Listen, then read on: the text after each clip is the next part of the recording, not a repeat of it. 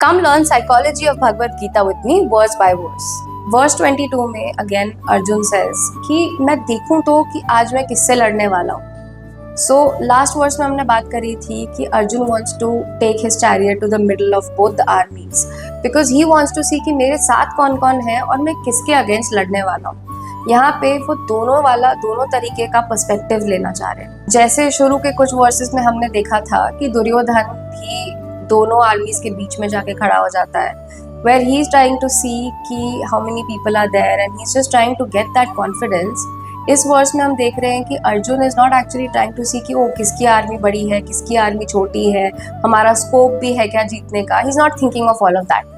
He is just trying to prepare his conscience because he knows कि दूसरे तरफ मेरे ही रिश्तेदार हैं, मेरे ही भाई हैं जिनसे मैं लड़ाई करने वाला हूँ. So psychologically from this verse we can see that Arjun has that desire to try and understand both the sides and both the perspectives, which just reflects his emotional maturity.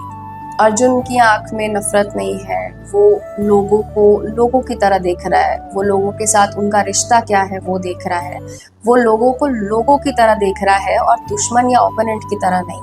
तो अगर मैं मॉडर्न टाइम्स की बात करूं तो बहुत बार ये होता है ना कि कोई हमसे अगर आर्ग्यू करने आ रहा है या किसी ने अगर हमारा ईगो हर्ट कर दिया है तो हम भिड़ जाते हैं उनके साथ आर्ग्यू करने में, चाहे वो हमारे कोई रिलेशनशिप्स में हो या कोई हमारे फ्रेंड्स हो या कलीग्स हो, चाहे कोई भी हो, हम उनसे भिड़ जाते हैं आर्ग्यू करने में. And sometimes we even argue with the people who are not even really relevant to us in our lives. And so what this verse shows us that you should really ask yourself before arguing that who am I really dealing with.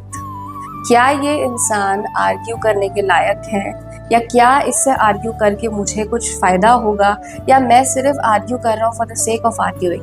And it is also very important to ask yourself that who am I really dealing with, क्योंकि गुस्से में, ego में, adrenaline में आप आगे वाले से लड़ाई तो कर लोगे but later you might realise यार ये इंसान तो मेरे लिए बहुत ज़रूरी है और जो मैंने बोला या जो करा उस वजह से इस इंसान को मैंने शायद खो दिया है.